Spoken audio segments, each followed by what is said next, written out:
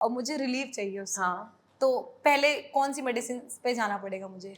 आप होम्योपैथी ले लो, मैं आपको रिलीफ दिखा के दे देती हूँ। कितने मतलब कितने, क्योंकि कहते हैं ना कि टाइम पीरियड बहुत ज़्यादा लेती है।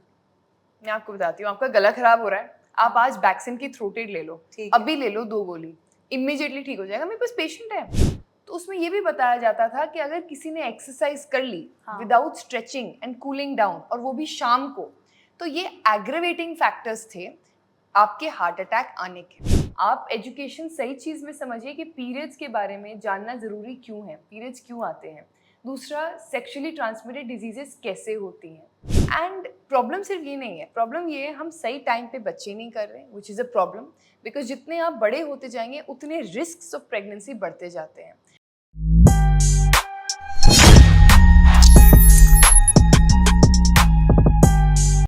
Hello ma'am, thank you so much कि आप अनफिल्टर्ड टॉक्स में आए। Definitely Divya, thank you. Ma'am, doctors की इस समय की स्टोरी तो आपको पता ही होगी कि नीट के स्टूडेंट्स के साथ क्या चीज़ें हो रही हैं। तो आपने अभी की सिचुएशन देख के जो आने वाले डॉक्टर्स हैं, जो प्रिपरेशन कर रहे हैं, उनको क्या सजेस्ट करना चाहेंगे लाइफ के लिए कि आप कौन सी चीज़ें ना करें, अगर आप नीट के प्रिपरेशन करने वाले बच्चे हैं तो? As a doctor who realizes the importance of NEET exam एक बहुत बड़ा बेनिफिट है हमारी कंट्री को, बिकॉज ये हमें वो क्राउड और ये उन बच्चों को आगे रखता है जो जिनमें कैलिबर होता है और जो परफॉर्म करते हैं, और ये बहुत ज़रूरी है। बिकॉज जितना बच्चे परफॉर्म करेंगे, जितना बच्चों के अच्छे मार्क्स आएंगे, जितना बच्चे अच्छी मेहनत करेंगे, उतना वो पढ़ेंगे लिखेंगे और अच्छे डॉक्टर्स बनेंगे। जितने अच्छे डॉक्टर्स वो बनेंगे उतने ही अच्छे ट्रीटमेंट्स हमारी कंट्री में होंगे। सो नीट एक बहुत बड़ा एसेट है हमारी कंट्री में, and we must respect it. ये बड़े बड़े दुख की बात है कि नीट एग्ज़ाम पोस्टपोन हो रहा है और बार बार पोस्टपोन हो रहा है। बट अगर एक चीज़ मैं बोलूँगी उन बच्चों के लिए जो बार बार तंग हो रहे हैं, हाँ। धैर्य रखिए। हमने भी कोविड में एग्ज़ाम दिए हैं, 3 बारी फाइनल ईयर के एग्ज़ाम हमारे पोस्टपोन हुए थे, एंड हमें पता है आपका दुख क्या है, क्योंकि आप पूरे साल मेहनत करते हो और बार बार ऐसे लग रहा है कि पास आ रहा है फिर दूर जा रहा है, पास आ रहा है फिर दूर जा रहा है। मैं सिर्फ आपको यही बोलूँगी, जो बच्चे अभी प्रेपरेशन में हैं और एग्ज़ाम की वेट कर रहे हैं, धैर्य रखिए। जो होएगा बहुत ही अच्छा होएगा। I can feel your emotions, I have been in the same plate, because मुझे भी याद है मेरे फाइनल ईयर के एग्जाम्स थे और वो बार बार कोविड की वजह से पोस्टपोन हो रहे थे, बिल्कुल। मेडिकल इमरजेंसी थी। एंड जो होगा वो बहुत ही अच्छा होगा। अब अपनी प्रेपरेशन जारी रखिए, हौसला ना हारें, and best part is you are going to be doctors of tomorrow. तो आज जो सिस्टम खराब हो रहा है ना, वो सिस्टम सही करने की रिस्पॉन्सिबिलिटी भी आपके ऊपर है। बिल्कुल। मैम, जो ये होम्योपैथिक होती है, कितने टाइप्स की होती है? होम्योपैथी एक साइंस है, एक एलाइड ऑल्टरनेटिव साइंस है इंडिया में। इंडिया में ये तब आई, जर्मनी से आई इंडिया में, एंड बहुत ही पॉपुलर है आज इंडिया में। इनफैक्ट मैं कहूँगी इंडिया में सबसे ज़्यादा होम्योपैथी प्रैक्टिस्ड है अक्रॉस द ग्लोब। पर जब हम होम्योपैथी की बात करते हैं, ये जब आप टाइप्स ऑफ होम्योपैथी पूछ रहे हो, होम्योपैथी के टाइप्स नहीं होते एक्चुअली। होम्योपैथी जैसे एक टाइप का ट्रीटमेंट है, जैसे एलोपैथी है ना, वैसी होम्योपैथी है और वैसी आयुर्वेदा है। एलोपैथी और होम्योपैथी और आयुर्वेदा में डिफरेंस ये है कि होम्योपैथी एक ऐसा ट्रीटमेंट है जिसमें कभी भी कोई साइड इफेक्ट्स नहीं है। नहीं है। राइट, कोई साइड इफेक्ट्स नहीं है। तो अगर टाइमिंग्स का इश्यू हो खाने में? लोग कहते हैं, हाँ। एंड ये एक मेरी तरफ से मेरे लिए बहुत बड़ा मिथ है। लोग कहते थे कि 15 मिनट बाद खाओ खाने के, या 30 या मिनट्स, 30 हाँ। मिनट्स, या इसका मतलब ये है कि वो आपके गैस्ट्रिक जूसेस और फूड के साथ मिक्सअप ना हो। बिल्कुल। लाइक ये 15 मिनट बाद खाओगे तो उसका रिएक्शन बेटर होगा बॉडी में। जैसे सुबह नहीं बोलते सुबह उठ के पानी पियो, बेसिकली जैसी मेडिसिन तब लो जब आपका गैस्ट्रिक जूसेस बेटर हैं, आपका स्टमक में फूड डाइजेस्टेड है। हाँ। रेस्ट करके लो, एक साथ मत लो सब कुछ, बिकॉज कहीं ना कहीं वो मिक्स हो जाता है। बट आई फील लाइक आजकल लोगों के पास टाइम कहाँ है। मैम, वो कलर हमेशा होम्योपैथिक की मेडिसिन का बचपन से देखती आ रही हूँ मैं। वाइट वाली वाइट वाली गोली, हाँ। मतलब क्या चीज की बनी होती है वो गोली? वाइट वाली ग्लोब्यूल्स एक्चुअली बनती है शुगर केन से, एंड जब ये बनती हैं, ये ग्लोब्यूल्स हमारे फाउंडर ने क्यों उन्होंने आगे करा, इसलिए ये मीठी गोलियां एक्चुअल में बहुत ही सेफ होती है लेने के लिए। बच्चा भी ले लेता है, हाँ। ओल्ड इंसान भी ले लेता है, क्योंकि टेस्ट सही है, फील सही है, कोई कड़वाहट नहीं है, कोई हार्म नहीं है, एंड हर इंसान ले लेता है। और इनके ऊपर जाती है डाइल्यूशन। डाइल्यूशंस क्या होती है होम्योपैथी में, जो आपने कहा टाइप्स, हमारे यहाँ मोर देन 40,000 ऐसी मेडिसिन होंगी जो बनती हैं मिनरल से, प्लांट से, एनिमल्स से। ओरिजिनल होती है मतलब हाँ सारी बिल्कुल, सारी organic? ओरिजिनल है, सारी organic in the most natural form. जैसे हमारी मेडिसिन एक्सरे से भी बनती है, एक्सरेज होती है ना, अच्छा। उससे भी बनती है, यू नो। हमारी मेडिसिन सिलीनियम से भी बनती है, मिनरल होता है सिलीनियम एक, एंड बेलाडोना एक प्लांट से भी बनती है, आर्निका से भी बनती है। तो नेचर में जितने सोर्सेज है ना, उससे होम्योपैथी मेडिसिन बनती है। वाओ, हाँ, लिटरली। फिर भी लोग कहीं ना कहीं एलोपैथिक की साइड पे भागते हैं।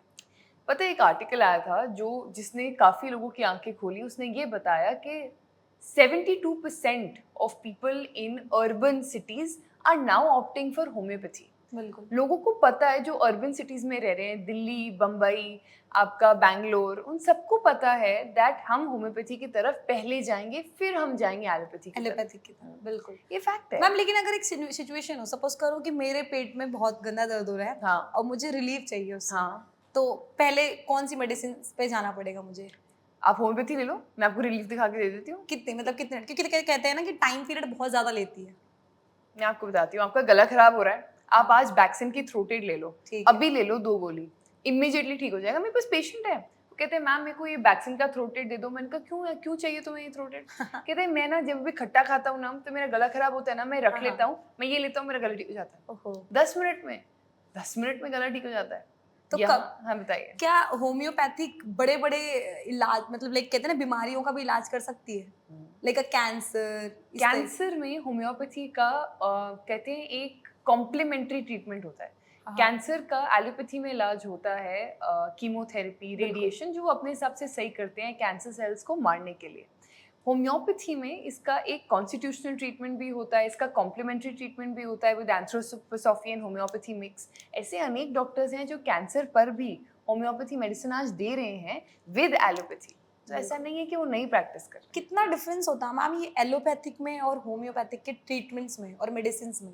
देखिए, एलोपैथी मेडिसिन है जैसे आपकी पेन किलर हो गई। अब वो सर दर्द हो रहा है, पेट दर्द हो रहा है, दिव्या को, वो उसने पेन किलर ले ली, राइट?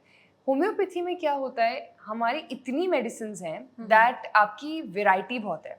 अब मैं पूछूंगी होम्योपैथी में, अच्छा सर दर्द हो रहा है, कैसा दर्द है? गैस का दर्द है या नॉर्मल सर दर्द हो रहा है, ऑक्सीजन नहीं आ रही ज्यादा, या माइग्रेन है? डिफरेंट टाइप्स के दर्द में डिफरेंट दवाई है। जैसे एलोपैथी में आप एक पेन किलर ले लोगे, होम्योपैथी में आप सेग्रीगेट करोगे, यार इसको माइग्रेन वाला दर्द है तो मैं बैक्सिन की मिगेट दूंगी, इसको गैस्ट्रिक वाला दर्द है तो मैं चुपचाप नक्स वोमिका 30 बैक्सिन की दे दूंगी और गैस्ट्रोइड दे दूंगी, उससे उसको फर्क पड़ जाएगा।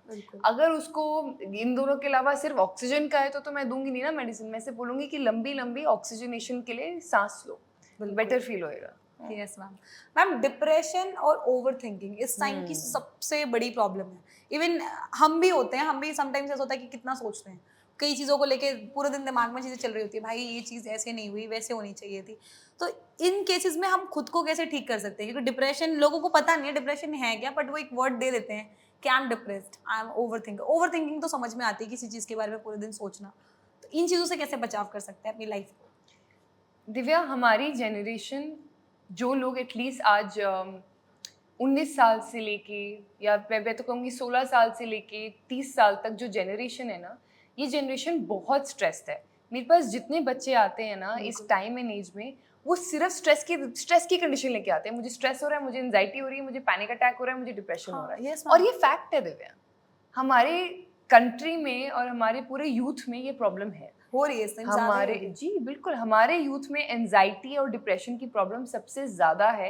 आई have observed it in the clinic also, and I can see to the extent कि लोगों को नींद नहीं आ रही, उनको एंजाइटी अटैक, पैनिक अटैक हो रहे हैं, उनको एंटी एंजाइटी के पिल्स लेने पड़ रहे हैं, उनको कॉलेज स्कूल जाने में डिफिकल्टी हो रही है। बहुत ज़्यादा ये है, लोगों को सोशली अब बात करने में भी प्रॉब्लम होने लगी है। तो इन चीज़ों में कर क्या सकता है वो बंदा? खुद को किस तरीके से अपने माइंडसेट को या अपने आप को मेडिटेट करके ठीक कर सकता है?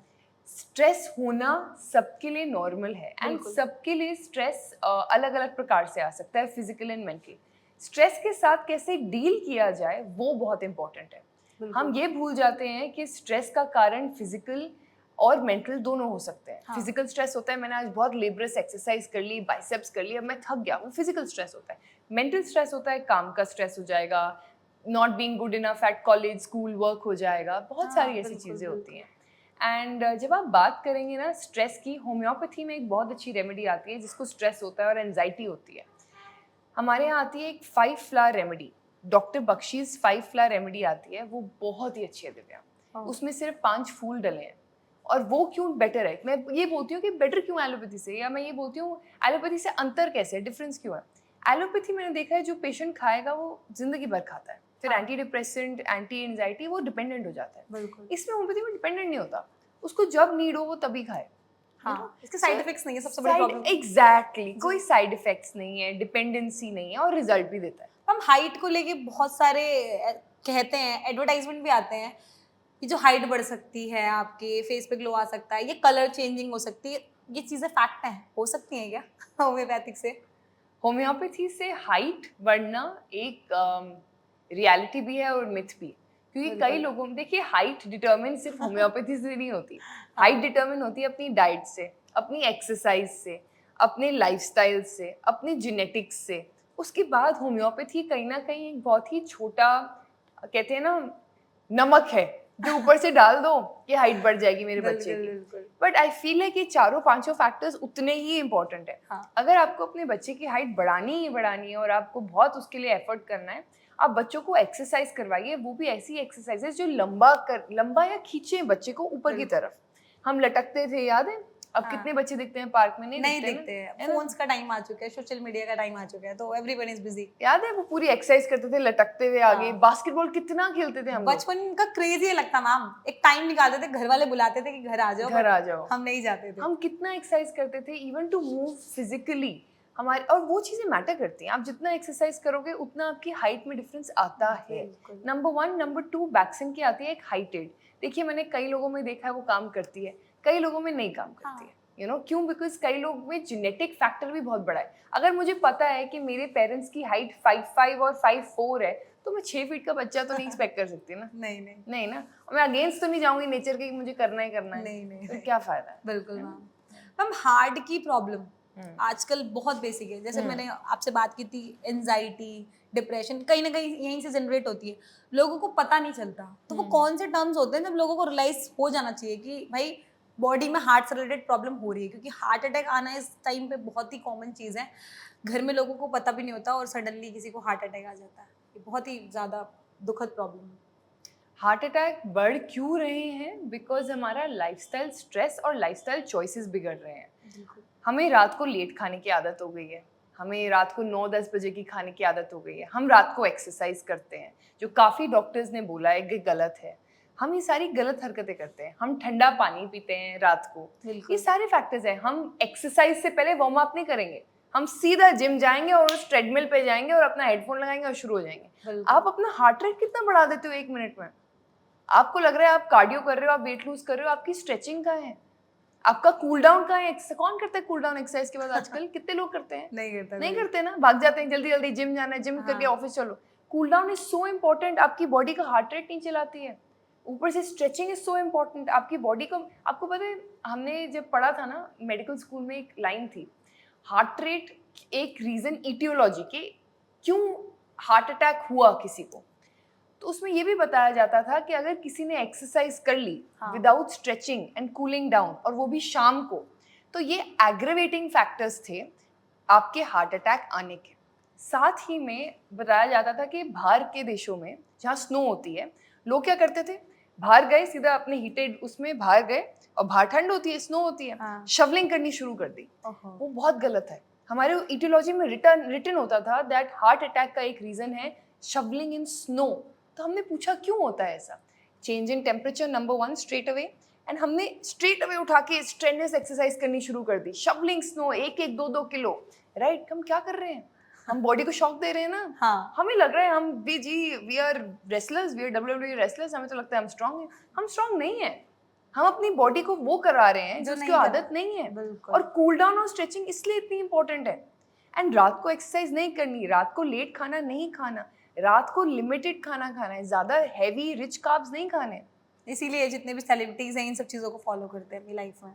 यस, एंड सेलिब्रिटीज के पास कांस्टेंट केयर ऑफ डॉक्टर्स, और एथलीट्स के पास कांस्टेंट केयर ऑफ डॉक्टर्स होता है। बिल्कुल। बैक एंड कॉल पे डॉक्टर्स होते हैं, हमारे नॉर्मल इंसानों के पास नहीं होते। वो प्रोटीन शेक पियेंगे इतना बड़ा कि हमें मसल्स चाहिए, नॉट रियलाइजिंग कि आप अपने गट को कितना रूइन कर रहे हो। मेरे पास जितने केसेस आते हैं ना for men who take protein powders and are not able to get rid of that protein powder. Protein powder गलत नहीं है, हाँ। बट आप जैसे ले रहे हो, जिस मात्रा में ले रहे हो, आप उतनी एक्सरसाइज कर रहे हो? नहीं कर रहे ना। आप इतना प्रोटीन ले रहे हो, you need to move also to build that muscle, आप नहीं कर रहे। आप कह रही हो मैं ऑफिस जा रहा हूँ, प्रोटीन लेता हूँ, प्रोटीन शेक लेता हूँ, खत्म। Protein done। मैम फैशन के फॉर्म में आ चुके हैं आज की डेट में। एक ना लड़ाई चल रही है प्रोटीन को लेके कि भाई मैं तुझसे अच्छा प्रोटीन लेता हूँ, तू मुझसे कम अच्छा लेता है। हाँ, देख मेरा ब्रांड कितना अच्छा है, मेरा ब्रांड कितना महंगा है, तेरा ब्रांड कैसा है। बिल्कुल, ये वाला फैक्टर आ चुका है। प्रॉब्लम ये नहीं है, प्रॉब्लम ये है हम नेचुरल सोर्सेस ऑफ प्रोटीन भूल चुके हैं। मटर, पीज में प्रोटीन होता है, आपके फ्रूट्स में भी कहीं ना कहीं माइन्यूट अमाउंट्स में प्रोटीन है ऑलरेडी। बिल्कुल। आपके टोफू, पनीर में प्रोटीन है, दाल में प्रोटीन है, आपके ग्रीन लीफी वेजिटेबल्स में प्रोटीन है। हाँ, अगर आप मुझे बोल रहे हो कि मैं एक चिकन खा रहा हूँ और एक वेजिटेबल मील खा रहा हूँ तो उसमें किस में ज्यादा है, ऑफकोर्स चिकन में ज्यादा होएगा, हाँ। राइट। बट क्या आपकी बॉडी को उतना प्रोटीन नेसेसरी है, ये आपको बॉडी टू पूछना बॉडी है। डिपेंड करता है। हाँ, आई मीन आप ये अगर ये सोच रहे हो कि मुझे नॉर्मल लाइफस्टाइल जीनी है, ऑफिस भी जाना है 9 to 5 और मुझे 6 पैक एब्स भी चाहिए, देखिए 6 पैक एब्स डेडिकेशन है, ये रोज की एक्सरसाइज है, रोज की एक पूजा है कहीं ना कहीं, यू नो। हाँ, बिल्कुल। एंड आप देखेंगे मैं बहुत फॉलो करती हूँ ऐसे लीडर्स को, लाइक जैसे बाबा रामदेव हैं, वो इतने फिट क्यों है इस एज में, वो रोज जो प्रैक्टिस कर रहे हैं अपने, तभी तो दिखा रहे हैं ना फॉलोअर्स हाँ, को, बिल्कुल। राइट।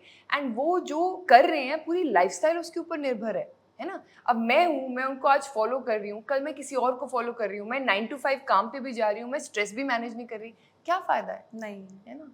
चीजें बदलती जाएंगी, आपकी लाइफ का रूटीन भी चेंज हो जाएगा। इट्स बेटर दैट आप योगा को फॉलो करो, आप स्लो एक्सरसाइजेस को फॉलो करो, आप स्ट्रेचिंग करो before and cool down after. Ma'am लोग योगा भूल चुके हैं। मोदी जी ने बहुत ट्राई किया चीज़ों को मैनेज करने का और याद दिलाने का। हमारे मम्मी पापा फिर भी ट्राई करते हैं कि योगा कर ले, लेकिन जो आजकल का टाइम आ चुका है, लोगों को शो ऑफ ज़्यादा करना है, जिम में जाके वीडियोस बना के शो ऑफ करना है कि भाई हम मेहनत कर रहे हैं, वो वाला टाइम पीरियड आ चुका है। आई यू एग्री विद मी? सही बोल रहे हो, क्योंकि फॉरेन कॉन्सेप्ट्स आ गए हैं। Yes ma'am. हम जहाँ जहाँ बैठे हैं, हम एक गांव में बैठे हैं, मैं और आप, एंड यहाँ की सिंपल लिविंग में कितना बेनिफिट है मैं नहीं बता सकती। यहाँ के लोग खुद सारा काम करते हैं, झाड़ू लगाना, पानी देना, एक एक काम खुद। बिल्कुल। यहाँ पे हेल्प नहीं है, यहाँ पे खुद से। सब खुद करें, वो गोबर के थेपले भी खुद लगाएंगे, वो गाय भी खुद देखेंगे, उसका बिल्कुल। मिल्क भी खुद निकालेंगे सब, और वो लिविंग बहुत बहुत ही अच्छी लिविंग है। उनकी बॉडी हमेशा सख्त रहती है मैम। 4 बजे उठ जाते हैं। हाँ। आप पूछो 4 बजे सवेरा, 4 बजे these guys are up and that's the best thing to do। Yes, अब आप बोल रहे हो क्या लोग योगा भूल रहे हैं? हाँ, लोग योगा भूल रहे हैं बिकॉज उनको एक, हम सबको, आई थिंक हमारी यंग जनरेशन को एक फैसिनेशन है टू द वेस्टर्न कॉन्सेप्ट कि बिल्कुल। भैया वेस्टर्न में ये होता है, हम भी ये करेंगे, वेस्टर्न में होता है, हम भी ये करेंगे। हम भूल रहे हैं westerners are turning into Indians. Yes वो मैम। टर्मरिक लाते पी रहे हैं जो हम यहाँ पे हल्दी दूध पीते हैं। वो हमें फॉलो कर रहे हैं और हम उनके पीछे पड़ मैं रहे एक हैं। बार गई बाहर अब्रॉड एंड वहाँ पे ना गोल्डन लाटे थी। मैं बहुत ये 2019 या 20 की बात है, कोविड से पहले तो एरा ही अलग था। एंड मैंने कहा वाओ, इसमें गोल्ड लगा होगा, तो गोल्डन लाते आई तो हल्दी दूध और पिया ना जाए। तब मुझे रियलाइज हुआ कि यहाँ पे कितने कॉन्सेप्ट्स हैं जो इन्हें हमसे लिए हैं। बिल्कुल मैम। अब आपकी एंटी ब्लोटिंग टी क्या है? अगर आपको ब्लोटिंग है, गैस है, आप ये रियली यूज करो।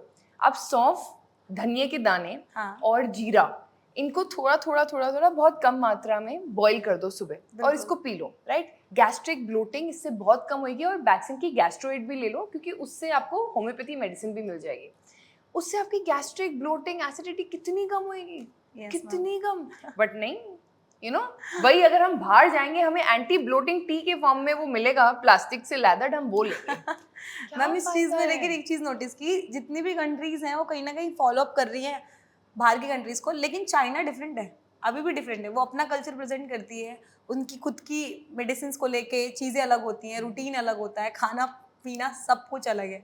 वो अभी भी किसी को फॉलो नहीं करती, इसीलिए वो बेस्ट है। सही है ना। हाँ। देखो मैं चाइनीज के खिलाफ नहीं हूँ, ना ही मैं उनके फॉलो, नहीं, मुझे मैं- इतना पता है सर मैम, जो अपनी कंट्रीज में जो अपना रिचुअल बना के रखेंगे ना, वही आगे जाएंगे। बिल्कुल, दैट्स वाई वो अभी भी आगे है।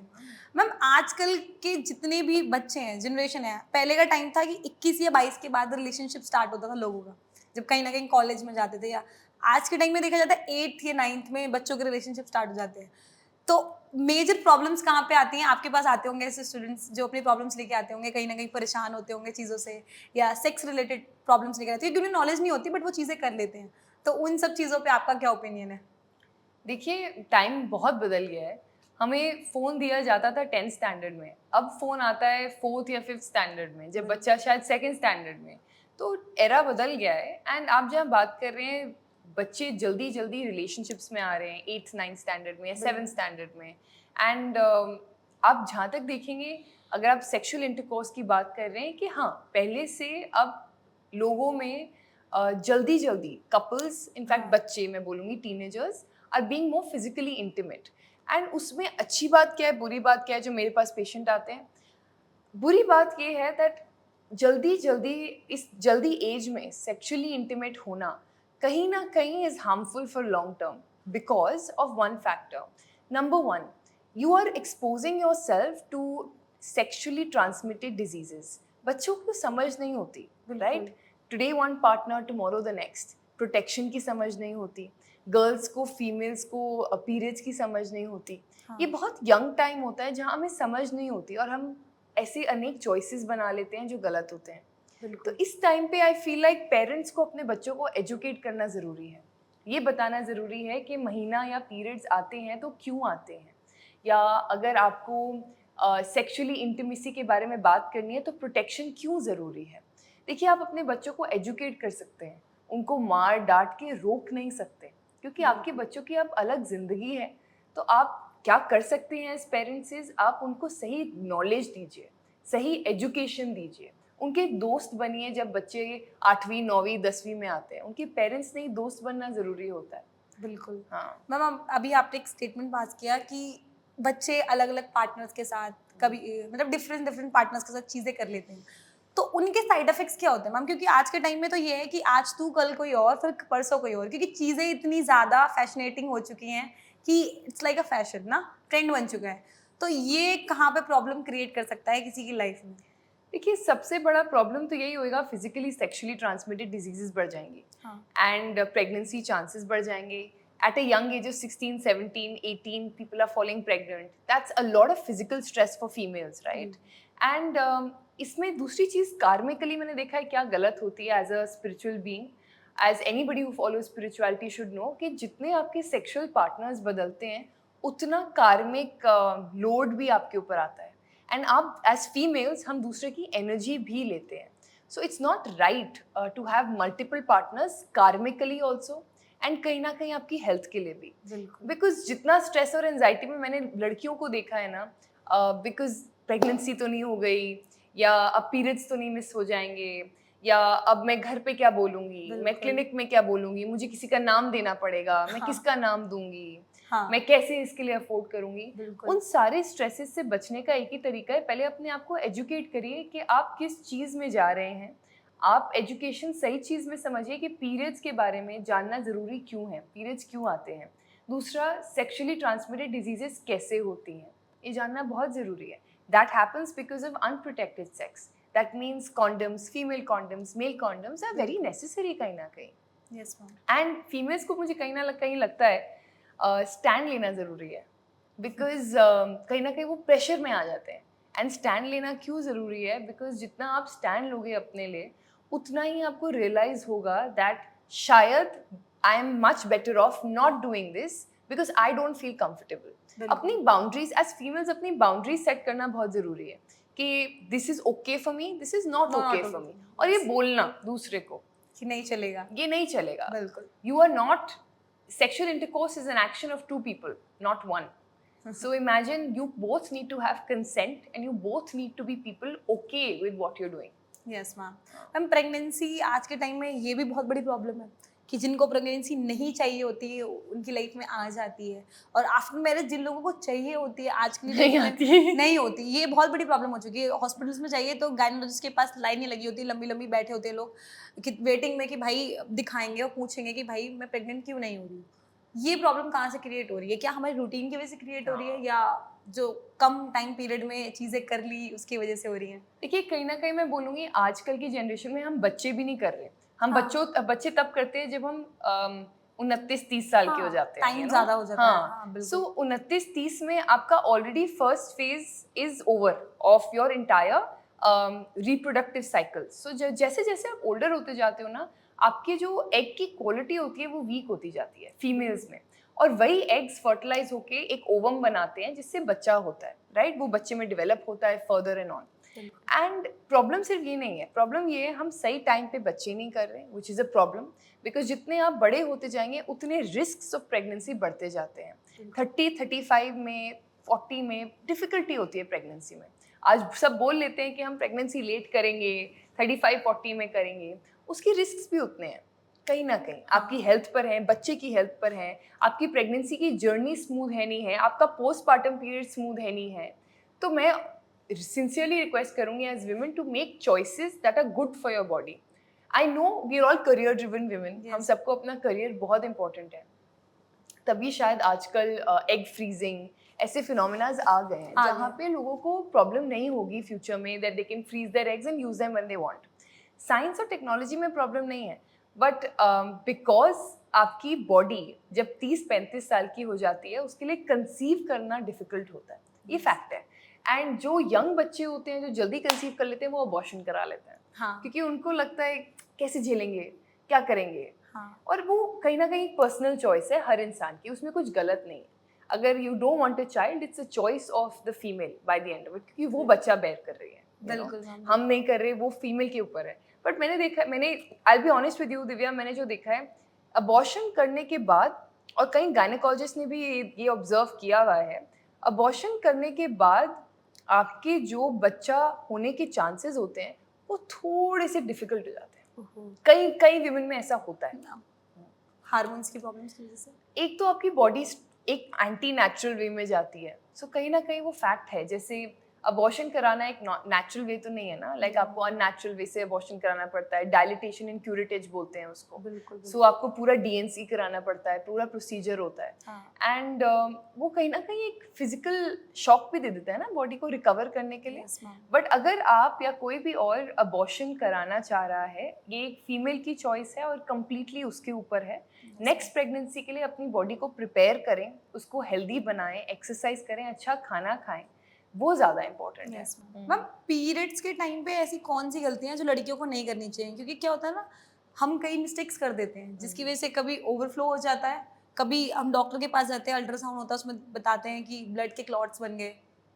देखिए सबसे ज़्यादा दिक्कत तो आज जो जनरेशन का है वो पीसीओडी की है। हाँ, पीसीओडी तो पीसीओडी बहुत ज़्यादा है बिकॉज लड़कियों में, बिकॉज हम एक तो हमारा लाइफस्टाइल स्ट्रेस बहुत ज़्यादा है, हम एक्सरसाइज नहीं कर रहे, हम गलत खा रहे हैं, पिज्ज़ाज, बर्गर्स, शुगर्स और ऑल प्रोसेस्ड फूड। दूसरा, हमारी पीसीओडी में दूसरी गलती ये होती है दैट कहीं ना कहीं हम मेंटल स्ट्रेस भी बहुत लेते हैं। मेरे सारे पीसीओडी पेशेंट्स में एक चीज़ कॉमन है, वो मेंटल स्ट्रेस बहुत लेते हैं, बहुत। And this is why 2 reasons I have scene PCOD develop होता ही होता है। इनफैक्ट एक हमारे होम्योपैथी में कहते हैं, जब लड़कियां फिजिकल स्ट्रेस लें in terms of their jobs और not being good enough at work and trying to be more masculine, because by the end we are females ना। अगर मैं अपनी बॉडी के ऊपर ये कंडीशन लगा दूंगी मुझे ये भी करना है, वो भी करना है, ये भी करना है, वो भी करना है, मैं फिजिकल स्ट्रेस ले रही हूँ, मैं मैस्कुलिन एनर्जी में जा रही हूँ, उससे फर्क पड़ता है और पीसीओडी भी कहीं ना कहीं ट्रिगर होता है। तीसरी मैंने चीज़ नोटिस करी है जेनेटिक्स। जितने आपके जेनेटिकली इन्फ्लुएंस पीसीओडी है ना, उतनी ही लड़कियां आजकल पीसीओडी से डिटेक्ट हो रही हैं। मतलब जितना जेनेटिक इन्फ्लुएंस है, मदर्स को है, बुआस को है, you know any family relation जिसको है, हो रहा है। Now this is the problem the youth is facing. Periods के टाइम पहले अगर आपको पीसीओडी है, आप प्लीज़ एक होम्योपैथी कॉलेज या होम्योपैथी हॉस्पिटल में जाइए। अगर आप ग्रेटर नोएडा एरिया में है यहाँ पे, देन आप बैक्सन होम्योपैथी मेडिकल कॉलेज में जा सकते हैं, वहाँ पे सारी ट्रीटमेंट्स हैं होम्योपैथी के।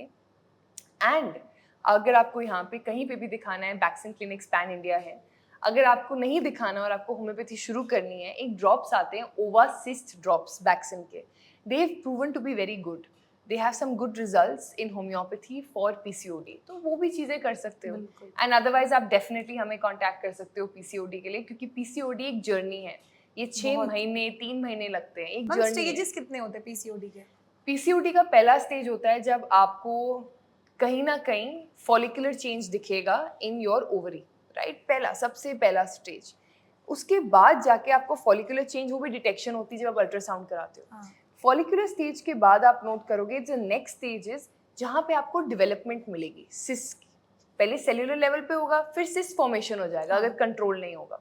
अगर आप लाइफस्टाइल चीज़ों से अपना वेट रिड्यूस या वेट मैनेज नहीं करोगे, वो बहुत इंपॉर्टेंट है। लोग बोलते हैं डॉक्टर्स हमें वेट लॉस के लिए बोल देते हैं पीसीओडी में, क्यों बोलते हैं? इसलिए बोलते हैं बिकॉज अच्छा खाना और वेट मेंटेन करना बहुत ज़रूरी है।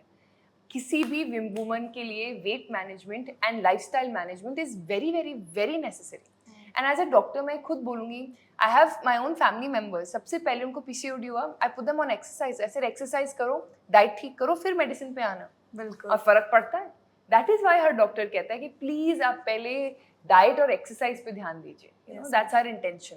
पीरियड्स के टाइम पे क्या नहीं करना चाहिए, ठंडी चीज़ें नहीं लेनी चाहिए, ठंडा पानी नहीं लेना चाहिए, एंड ठंडा पानी, ठंडे जूसेस, ये सारी चीज़ें नहीं, गर्म वार्म लूकवार्म वाटर, कॉफ़ीज ले सकते हो। कॉफ़ी भी कहीं ना कहीं मैं बोलूँगी कॉफ़ी टी से दूर रहना, बट कहीं ना कहीं आप वार्म वाटर, सूप, ये वाली चीज़ें ले सकते हो। कॉफ़ी टी से क्यों पीरियड्स के टाइम पे, बिकॉज कॉफ़ी कहीं ना कहीं एक मेंटल स्टिमुलेंट होती है, और हाँ। पीरियड्स के टाइम पे विमेन आर वेरी इमोशनल, तो वो कहीं ना कहीं उनको ट्रबल भी कर सकती है। बिल्कुल बट मैं कहूँगी टीज़ में आप कैमोमाइल टी ले सकते हो, बिल्कुल शांत कर देती है, बहुत अच्छी होती है। एंड क्या नहीं करना चाहिए, मैंने आपको बताया, ठंडा नहीं, स्ट्रेनियस एक्सरसाइज नहीं। हमें लगता है पीरियड्स हो रहे तो क्या हुआ, आज तो मैं जिम जाऊंगी, आज तो मैं डंबल्स उठाऊंगी, आज तो मैं 6 किलोमीटर दौड़ूंगी। गलत है, बिल्कुल गलत है। नहीं करना अपनी चाहिए। बॉडी को रेस्ट नहीं दे रहे, हाँ। Which is very wrong. And क्या करना चाहिए इन टर्म्स ऑफ आपके अगर पीरियड पेन्स हो या कोई भी प्रॉब्लम हो, आप प्लीज़ सबसे पहले उन दिनों जिन दिनों आपको पीरियड्स हो रहे हो, गर्म पानी हमेशा अपने पास सिप करने के लिए रखिए। उसमें ना एक ड्रॉप्स आती हैं B31 ड्रॉप्स वैक्सीन की, जो बहुत ही अच्छी हैं पीरियड पेन मैनेजमेंट के लिए। क्योंकि हम लोग पेन किलर बोलते हैं ना, ये मत खाओ मत खाओ मत खाओ, क्योंकि B31 ले लो, वो होम्योपैथी है। B31 ड्रॉप्स, और मैंने खुद, दिव्या, मैं पूरे बचपन में पेन किलर के साथ I have seen my periods. Only when I was a homeopath I realise ये मैंने क्या किया है, यू नो। तो फिर मैं गई B31 पे, and today my periods are absolutely normal, मुझे दर्द नहीं होता। मैं B31 लेती हूँ वैक्सीन के, और मैकफॉस 6X लेती हूँ टैबलेट्स, बस बहुत बेटर है, बहुत बेटर है। बिल्कुल। तो स्पर्म काउंटिंग कम हो जाती है मेंस की अगर वो ड्रिंक और स्मोक करते हैं तो? देखिए, स्मोकिंग तो डेफिनेटली बहुत ही हानिकारक है। उसकी पैकेट पे लिखा है कि वो आपकी लंग्स को डैमेज करेगा, आपकी बॉडी को डैमेज करेगा। तो जो लोग स्मोक करते हैं, definitely they can see certain impacts in the reproductive system also, definitely. तो एंड कहीं ना कहीं स्टडीज हुई हुई हैं जहाँ उनकी स्पर्म काउंट पे भी फर्क पड़ा है। दैट इज वाई आप डॉक्टर के पास जाते हो, बोलते हो मेरा स्पर्म काउंट कम है, तो डॉक्टर पहले ये बोलता है ना कि मेरी आप अपनी पहले अल्कोहल और स्मोकिंग कम करिए, फिर आइए। बिल्कुल। हाँ। तो फीमेल्स के साथ भी है ये चीज़? हाँ, डेफिनेटली तो फीमेल्स को कितना हार्म करता है स्मोकिंग या डेफिनेटली हार्म करता है इन एवरी वे। स्मोकिंग में होता क्या है, आपके किसी भी सिगरेट में या वेप में कहीं ना कहीं एडिक्टिव मटेरियल्स हैं, निकोटिन है, राइट। ये कहीं ना कहीं आपके लंग को डैमेज करेंगे, आपको हाँ। स्मोकर्स कफ देंगे, और बार बार अदर ऑर्गन्स पे भी डैमेज करेंगे ही करेंगे। बिल्कुल। देखिए, जितने कम बॉडी में ऑक्सीजन जाएगा ना, उतना कम बॉडी हील होगी। आपकी बॉडी इंटरनली अगर ऑक्सीजन नहीं जाता, कैसे नहीं जाता, अगर आप स्मोक करते हो, वेप करते हो कॉन्स्टेंटली ज़्यादा, तो ऑक्सीजन कम हो जाता है, एंड इस प्रकार से आपकी बॉडी की हीलिंग भी नहीं हो पाती ऑक्सीजन से। ओके मैम, थायराइड आज के डेट में फीमेल्स में बहुत ज़्यादा पाया जाता है, बहुत ज़्यादा। और थायराइड की वजह से नेक देखा आपने पूरा सूज जाता है, ठीक है, वेट बढ़ता है या तो वेट बिल्कुल ही कम हो जाता है। तो उन केसेस में इनकी डाइट कैसी रखनी चाहिए एक फीमेल को? थायराइड में तो डेफिनेटली आपको देखना पड़ेगा अपनी डाइट में। मैं एक दो चीज़ें बोलती हूँ डाइट एंड लाइफस्टाइल में, जो थायराइड है जिन जिन लोगों को, दैट सबसे पहले आप अपनी ग्रीन लीफी वेजिटेबल्स ज़्यादा अच्छे से खाइए, हाँ। एंड अपने न्यूट्रिशन प्रोफाइल अच्छा रखिए। फल सुबह, सब्जियाँ, कार्ब्स कम, मिलेट्स ज़्यादा, ये बिल्कुल। सारी चीज़ें रखना ज़रूरी है। एंड सही, कई गोइट्रोजिनस फूड्स भी होते हैं जो आपको अवॉइड करने चाहिए, जो आप गूगल पे लिखोगे आपको सामने दिख जाएंगे। बिल्कुल। कहीं ना कहीं उसमें गोभी भी होती है जो उनको अवॉइड करनी होती है। बट थायराइड वाले लोगों को मैं ये बोलूँगी, सबसे पहले तो योगा करना शुरू करो एवरी हाँ। डे योगा करो, सिंहासना करो। इन आसनों से आपका ये चक्रा भी खुलता है, कहीं ना कहीं उनका मतलब ही है योगासनों का, बिल्कुल। आसनास का। और दूसरा इज दैट एक मैंने देखा है थायरोडिनम 1X, अगर आप होम्योपैथी पे थायराइड मैनेज करना चाह रहे हो, थायरोडिनम 3X टैबलेट वैक्सीन की जो आती है, और मैंने दी है B56 ड्रॉप्स वैक्सीन की, बिल्कुल। एंड एक दी है B36 भी दी है मैंने वैक्सीन की, for hyper and hypothyroidism separately. इसको अगर आप देते हो ना, इन तीनों को, थायराइड होम्योपैथी से मैनेज हो सकता है। ठीक हो जाता है? हाँ, मैनेज हो सकता है।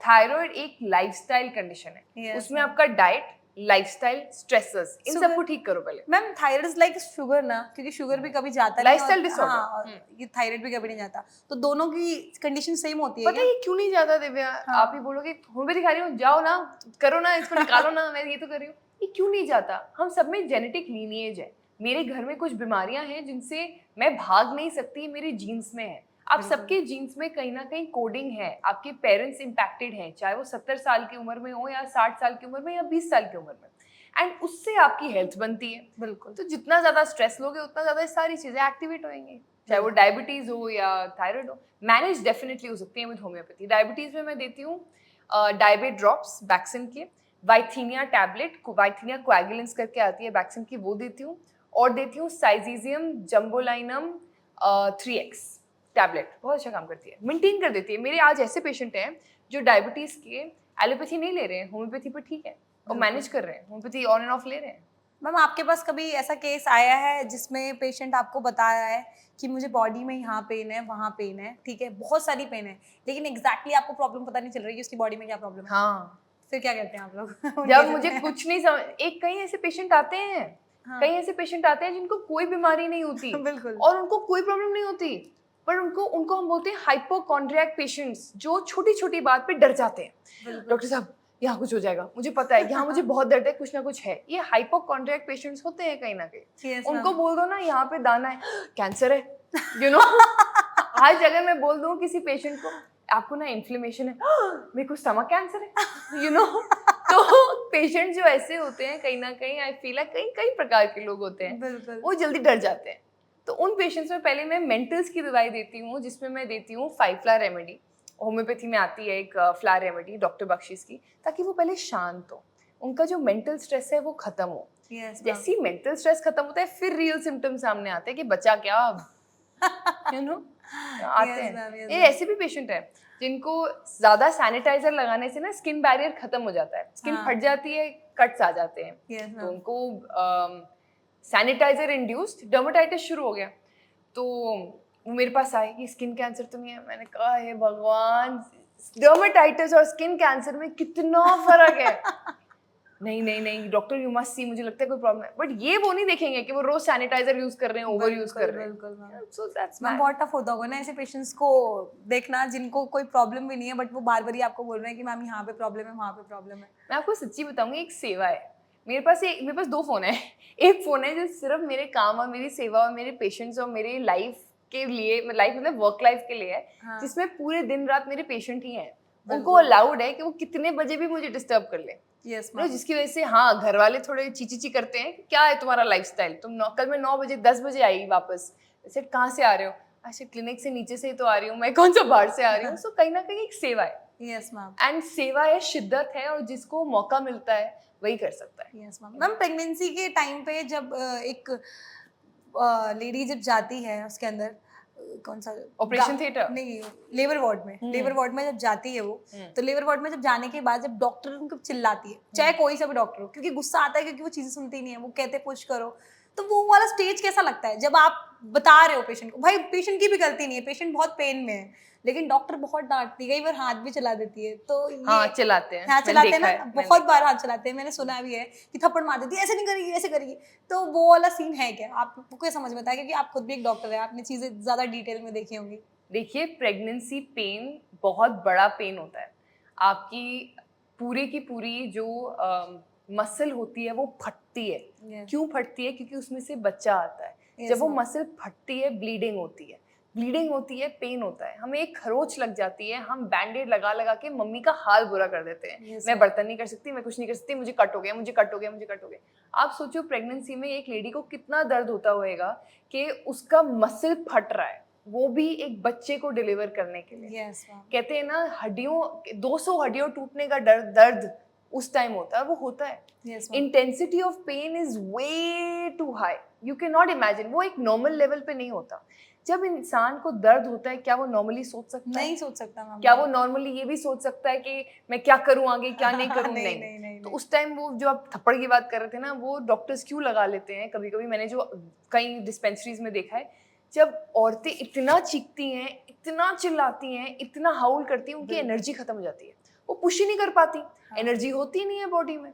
जब एनर्जी नहीं होगी, आप पुश नहीं कर पाओगे, बच्चा फंसेगा अंदर, बच्चे फंसेगा, उसमें कॉम्प्लिकेशंस आएंगी, आपको कॉम्प्लिकेशंस आएंगी। तो इसलिए वो एनर्जी कंजर्व करने के लिए बोलती हैं, कहती मुझे पता है आपको दर्द है, कंजर्व करो। चीखोगे, चिल्लाओगे, कहीं ना कहीं आपकी एनर्जी वेस्ट होएगी। इसको वेस्ट मत करो, इसको पुशिंग में लगाओ। आपने नोट किया हिप्नोबर्थिंग सबसे बड़ी क्यों है? क्योंकि उसमें आपको सिखाया जाता है सांस लो फिर पुश करो। Yes ma'am. बहुत तभी आज इस डर की वजह से सी सेक्शन बढ़ रहे हैं हमारे देश में। मैम बहुत ज्यादा पेनफुल है ये तो, बहुत ही ज्यादा हाँ, पेनफुल है। है। इवन कभी सोचती भी हूँ ना तो डर लगता है मुझे कि लोग कर कैसे लेते हैं, लाइक हर औरत करती है। हाँ, करती है, लेकिन जब तक नहीं करती तब तक तो डर रहता है ना मन में। आपको खुद को भी होगा दिमाग में कहीं ना कहीं डर। हमने तो डिलीवरीज देख ली है ना, तो हमें लगता है कि कहीं ना कहीं यार ये पार्ट एंड पार्सल है। बट मैं बोलूंगी अगर आपको इस दर्द के ऊपर जाना है तो पहले तो अपनी प्रेगनेंसी में गर्भ संस्कार, अगर आप बिलीव करते हैं गर्भ संस्कार में, प्लीज जाइए। वो आपको एक स्पिरिचुअल माध्यम देगा on how to deal with your pregnancy naturally. दूसरी चीज वो आपको देगा इज दैट कहीं ना कहीं मुझे लगता है हिप्नोबर्थिंग जो एक मॉडर्न कॉन्सेप्ट है, आपको सिखाता है सांस कैसे लेना जब आपको दर्द होता है, ताकि आपका दर्द कंट्रोल में आए और आपका ब्रेन हावी ना हो दर्द से, आपका ब्रेन एक्शन ले पाए। यू नो, हिप्नोबर्थिंग बहुत इंपॉर्टेंट है। ये सारी चीजें सीखो, एक्टिव रहो प्रेगनेंसी में, झाड़ू पोछा लगाओ, यू नो, एक्टिव रहो। ये मत सोचो pregnancy is not a disease, it's basically very normal to women. Exercise करो। अगर आपके डॉक्टर्स ने कोई कॉम्प्लिकेशन नहीं बोली है तब की बात करी हूँ, बेड रेस्ट नहीं बोला है वो अलग बात है। बट जितना आप नॉर्मल जिंदगी जी सकते हो उतना करो। आपको पता है हमारे मेडिकल स्कूल में बताया जाता था प्रेगनेंसी में 10 किलो या 12 किलो से ज्यादा वेट गेन नहीं होना चाहिए। कि 10 से 13 किलो तक, मैं बोलूंगी 10 से 15 किलो तक नॉर्मल है, उसके ऊपर वेट गेन बहुत ही डेंजरस है। हाँ, यस मैम। तो कहीं ना कहीं हम सोचते हैं प्रेगनेंसी है चलो खाते हैं, चलो आज इतना खाते हैं। एक लेजीनेस भी आ जाती है, बंदा काम नहीं करता और फिर कोई बोलता भी नहीं काम करने के लिए, बिकॉज़ शी इज प्रेग्नेंट ना। राइट, तो आज खाते हैं, आज ये मेरा मन कर रहा है, जो मन कर रहा है आप खाइए। क्रेविंग्स तो नॉर्मल है प्रेगनेंसी में, this is the time to indulge and take care of your body, but at what cost for your health. So you must understand, अगर आप 10 से 15 किलो से ज्यादा पुट ऑन कर रहे हो प्रेगनेंसी में, वो थोड़ा हार्मफुल हो सकता है। और 10 से 15 किलो भी मैं इसलिए बोल रही हूँ क्योंकि मुझे पता है 15 उस औरत के लिए है जिसका बॉडी मास इंडेक्स अलग है, जिसको जल्दी वेट चढ़ता है, जिसको क्रेविंग्स कंट्रोल नहीं होती, और 10 से 12 नॉर्मल होता है। यू नो मैम, प्रेगनेंसी में एक चीज का सबसे बड़ा डर इस चीज का होता है कि बच्चा जो है वो पूरा ठीक निकले। आई मीन उसके बॉडी पार्टिकल्स एकदम सही हो, eyes, legs, everything is perfect. तो उस सिचुएशन में जब कोई बच्चा अलग तरह का निकल आता है जिसमें थोड़ी सी प्रॉब्लम होती है, वो केस कैसा केस होता है, लाइक किस वजह से ऐसा होता है? देखिए, कहीं तो जेनेटिक डिसऑर्डर्स भी होते हैं, कहीं क्रोमोसोमल डिसऑर्डर्स भी होते हैं, डाउन सिंड्रोम जैसे है, एंड कई ऐसे डिसऑर्डर्स भी हम देखते हैं जिसमें स्किन जीन म्यूटेशंस होती हैं जो कहीं ना कहीं out of control, out of human control है। यू नो, हमारे अगर कंट्रोल में होता तो हम ऑलरेडी कंट्रोल कर चुके होते हैं, डॉक्टर्स आपको बता चुके होते हैं ना। बट ये दो चीज़ें आई थिंक हमें बाद में जब पता लगती हैं, तो प्रेगनेंसी के बाद की जर्नी आपके बच्चों के लिए है, आपकी बच्चों की हेल्थ के लिए है। आप ये ना देखिए कि आपके बच्चों को क्या प्रॉब्लम है, आप ये देखिए उस प्रॉब्लम को सॉल्व कैसे करना है। दो टाइप के माइंडसेट होते हैं, मेरे बच्चे को प्रॉब्लम है, अब मैं क्या करूँ, मैंने तो हाथ पैर बांध के मैं तो बैठ जाऊंगी। मेरे बच्चे को प्रॉब्लम है, मुझे इसको केपेबल बनाना है, मेरे पास सारी रिसोर्सेज हैं, मैं इसको ठीक करके रखूंगी, मैं जितना कर सकती हूँ। एक माइंडसेट होता है, एक मदर्स और फादर्स को भी मैं तो कहूँगी प्रेगनेंसी बच्चा 2 लोगों की देन है, एक इंसान की देन नहीं है। तो मदर्स एंड फादर्स की इक्वल रिस्पॉन्सिबिलिटी है बच्चे को टेक केयर करना। आज आपसे बात करके मुझे बहुत मजा आया और really nice meeting with you. Thank you.